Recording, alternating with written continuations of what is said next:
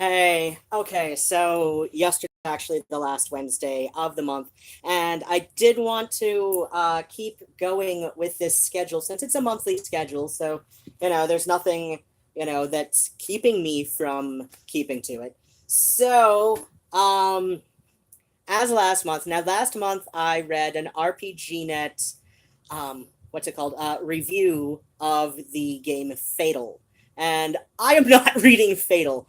I don't know, if I can find a pirated um, PDF of it, I might put it on my Nook that I was reading from last week, but I don't know. I don't know if I've got the mental health points for that.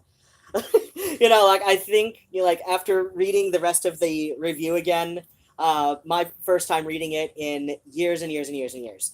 I don't know. I think just having the PDF in my possession, whether on my computer or on my Nook or something, it might just be enough to, chip away at my mental health points. So, I am this month, going to be reading some Chuck Tingle, one of my exes, one of my exes that I'm in a good, friendship with. This would be Scott. He got me the Chuck Tingle Humble Bundle for my birthday. So it was something in the area of like 20 Chuck Tinglers, of his Tinglers, his like short, erotic fiction. And this week, I just decided, I just like pulled up, the first one. Like I just like spun around my library on my very very old Nook. Like this is something like the first generation of the Nook tablet. So I just spun around, and this is the one that came out is Pokebutt Go. So I'm reading from this, and it's going to be saved so you can watch it. But if you're tuning in live, you can watch me read it live, and that would be at least mildly entertaining wherever you come in on this. So how do I? Um, okay, so I'm not reading from a. Okay, there we go. Pokebutt Go, Pounded by 'Em All, by Chuck Tingle. The walk home from work is unusual tonight in a way that has me slightly on edge. Typically, I'll begin my trek around sunset and arrive at my apartment just as the sun has dipped below the horizon. And during this time, I rarely notice a single soul. Even though I pass right by the city park, it's too late for people to be out enjoying the weather or on the playground. These are peaceful hours where the majority of folks are already at home, sitting around the dinner table. Tonight, however, something else is going on.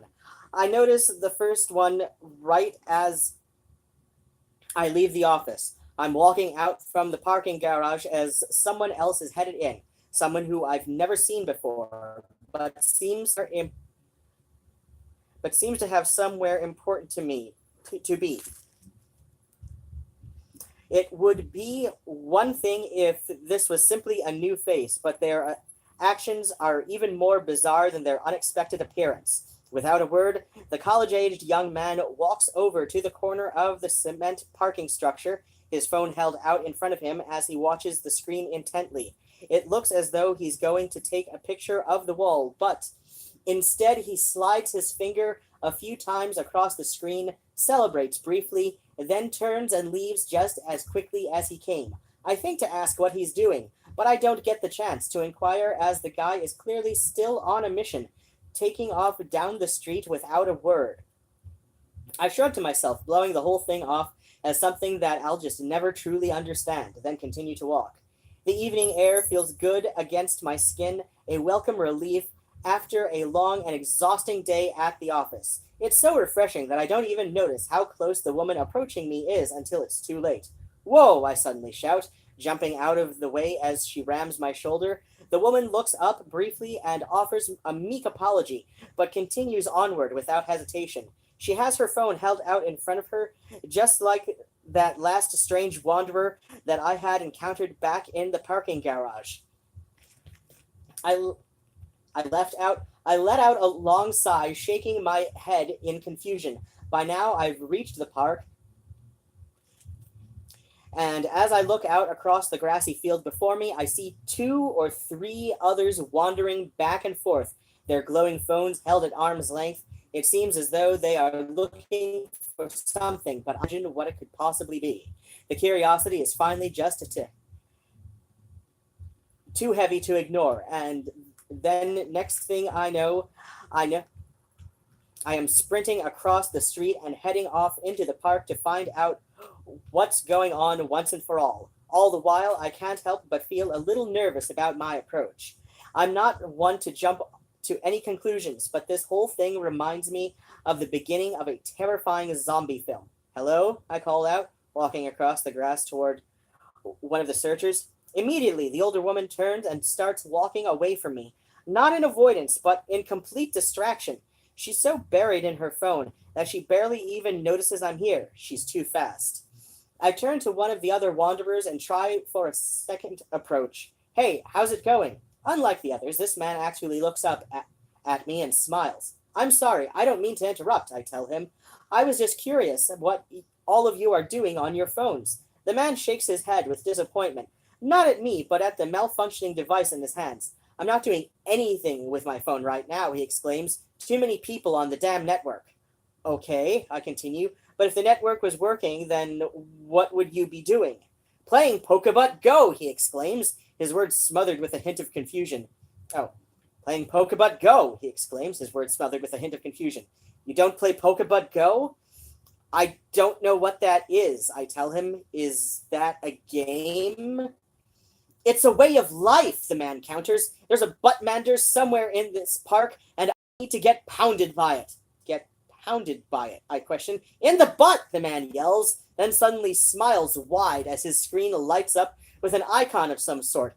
I'm back in. There's Buttmander. Suddenly, he's off and running across the grass in search of a pound, leaving me completely dumbfounded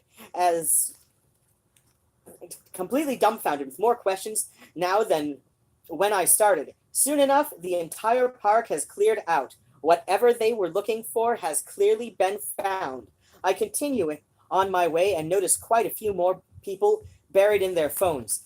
But at this point, I just ignore them. Everything about tonight is just too weird and frustrating. At this point, I'd like to get on with my life and live in a world where a zombie attack of some kind didn't seem eerily imminent. I finally arrive at my apartment and head inside, riding the elevator up to the 3rd floor and unlocking my door, while the guy down the hall strolls by with his eyes glued to his phone. "Buttstoid is over here," the man lets me know. "Okay, cool," is all I can think to offer. A wave of relief washes over me when I finally close the door of my apartment behind me, completely secluded and safe from the outside world. I can't wait to wake up tomorrow morning and find that everything has gone back to normal. Sure, people will still be obsessed with their smartphones, but hopefully it will be in a way that I can understand. I crawl into bed and flip on the nearby television, happy to relax my brain for a while with some reality show trash. I let out a long sigh. This is great. For some reason, however, I'm having an incredibly hard time focusing on the show. Instead, my attention keeps going on returning to my phone, the tiny technological rectangle sitting motionless on the bedside table next to me. What could possibly be so intoxicating about this Pokebutt Go game? The answer eludes me, especially when I start to think about the wide range of characters that I had seen playing tonight. Young and old alike, everyone seems to be into Pokebutt. Finally, I think he means can't. Finally, I just can't contain myself. I roll over and grab my phone, sitting up in bed and scrolling along until I find a place to download Pokebutt. "Let's see what all the fuss is about," I say aloud. The program finishes downloading and I open it, immediately greeted by a colorful loading screen. "Welcome to Pokebutt Go!" An excited electronic voice announces. "Are you ready to get pounded?"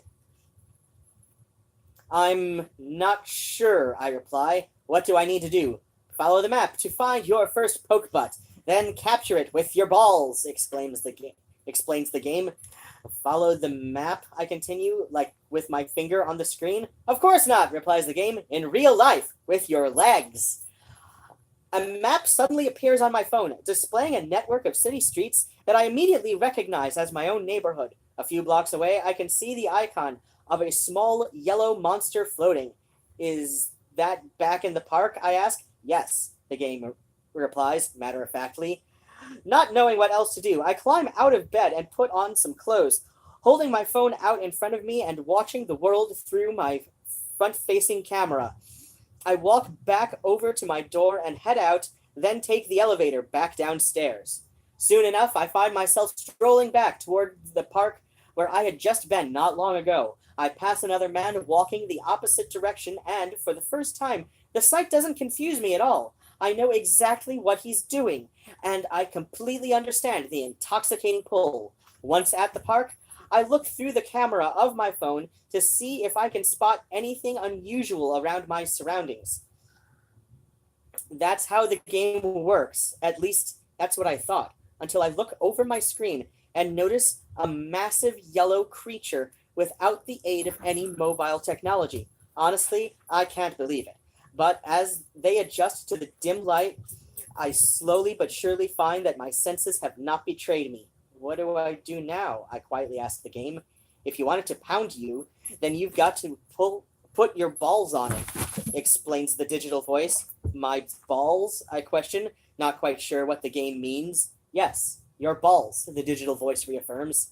Suddenly, it strikes me what this means, and my breath catches in my throat.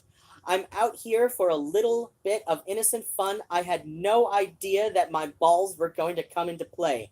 On top of that, I'm not even gay. However, I can't help but find myself strangely attached to the concept of completing this task, regardless of what kind of homosexual turn it takes. This is a video game, after all. So what if I'm not gay in real life? That doesn't mean I can't take a pound from this incredibly rare digital Pokebutt creature. Okay, I say to myself, just sneak over there and put your balls on him. Sounds easy enough. Good luck, the game offers. I slip my phone back into my pocket and then unzip my fly, allowing my cock and balls to hang out beautifully in the cold night air. The sensation is surprisingly pleasant, as I soon find myself quite relaxed as I sneak up behind this strange beast. The Pokebutt creature appears to be some kind of yellow-haired Bigfoot with a tail in the shape of a zigzag lightning bolt. He is incredibly muscular, ripped from head to toe, sporting an absolutely massive hanging cock that is hard to even wrap my mind around. Closer and closer I creep until I am right up behind the beast, hiding near a tree and peeking around as I strategize my plan of attack. You know that I can see you back there, big yellow Bigfoot suddenly announces. My heart nearly stops as I hear this, immediately realizing that I have failed my mission. Sorry, I'm new at this, I explain. Hey, that's fine. Everybody starts somewhere, the creature offers. What's your name? Torbit, I tell him, stepping out from behind the tree and extending my hand towards the Bigfoot. Torbit Orto, you? I'm Peebaroo, the big yellow Bigfoot tells me. He takes my hand and he gives it a firm shake, immediately sending an erotic chill up my spine. There is power to his touch, an incredible, untamed beauty that shows me this beast is truly one with the wild. It's nice to meet you, I tell him. I'm sorry for trying to sneak up on you like that. Peebaroo shrugs. Hey, that's part of the game. Gotta get your balls on me somehow. Really, you could have just asked, though. I could have? I question. I mean, sure, replies the monster. I'm always down to pound a hot young thing like yourself. Like I mentioned earlier, I'm not gay, so the suggestion of any sort of pounding suddenly becomes slightly alarming. This whole time I had been so focused on finding my new digital monster that I hadn't even considered what would happen when I did. The point of the game is, after all, taking a pound, so I'm not sure what I was expecting, but the reality of such a thing seemed like it was truly on the table. Now it is, and with it comes a slight spark of arousal from somewhere deep down inside of me. I feel as though I shouldn't be having these thoughts, but despite my best efforts, I can't help wondering what it would be like to take this incredibly handsome yellow Bigfoot, the way that his massive dick might taste sliding down my throat. Can I put my... I hesitate, my voice trembling with desire. Put my balls on you. Peebaroo looks me up and down. Sure, he finally says with a sly grin. I step closer, and the yellow Bigfoot holds out his hand before me, a perfect spot to rest my aching balls. Right here? I question. Peebaroo nods. I hesitate for a moment, positioning myself carefully, and then eventually drop my balls into the creature's fuzzy open hand. Nice work, the phone suddenly announces. I smile crosses the monster's face, and the next thing I know, he is kissing me deeply. Our mouths meeting in a fit of passion as we begin to make out furiously. I can't help letting my hands roam freely across his incredibly well-kept body, covered in fur and chiseled beyond belief. My heart is pounding hard in my chest now, my breathing labored as my body struggles to keep up with the waves of desire that pulse through me. I am completely drunk with lust, willing to do anything and everything that this handsome Bigfoot would like. Seizing the moment, I drop down to my knees on the grass before him and look up at Peebaroo with playful eyes. I take his shaft into my hand and pump my grip up and down his length a few times, faster and faster, until eventually I am beating off my Pokebutt lover with a frantic passion. Seconds later, I open wide and take the creature's shaft as far as I can down my throat. It gets a good way inside before hitting the limits of my gag reflex, at which point I pull back and retch loudly. I'm sorry, I stammer, the spit hanging from my lips. This is my first blowjob. You're doing fine, says the supportive yellow monster. Now, let's give it another shot. I open up yet again and take Peebaroo's enormous shaft, allowing his length to drift lower and lower into my throat and relaxing as much as I can. Somehow, it actually works, and the next thing I know, I find myself with my face pressed up against the beast's incredible abs. Peebaroo holds me here for a while in his stunning deep throat, enjoying the way that it feels to have his cock completely consumed, and then finally letting me up when I just about run out of air down there. Oh my god, I gasp. You're so fucking big. The Bigfoot's cock is wet with my saliva, and I immediately get back to work beating him off. Oh shit, Peebaroo moans, rocking his hips back and forth against my grip. You like that? I coo. The creature moans passionately in affirmation of my question, his eyes closed tight and his head thrown back in a state of bliss. How about you show me what this pound is all about, I ask him. Peebaroo smiles, then lifts me to my feet. With pleasure, the creature chuckles. The yellow Bigfoot leads me back over to the nearby tree that I had once been hiding behind. When we reach it, I strip down immediately, removing my shirt and pants while making out with the incredible beast, and then eventually slipping out of my black underwear as well. The only thing that I leave on is my red and white baseball cap. Fuck me, I demand. Fuck me like the bad little pokebutt trainer that I am. Peebaroo is happy to oblige, spinning me around and pushing me up against the large tree trunk. I pop my ass out toward him, shivering a little as the massive monster slaps my rump cutely. Slaps it cutely? Okay. Peebaroo steps up behind me and aligns his cock with the tightly puckered entrance of my asshole, a place rarely seen by anyone other than myself. I can feel him struggling against the taut nature of my sphincter, teasing the limits until eventually he finds a good position and thrusts slowly, firmly inside. Oh my god, I cry out in a long, satisfied groan. Oh my god, I cry out in a long, satisfied groan. Reeling from the creature's unbelievable size, my body can barely contain his girth.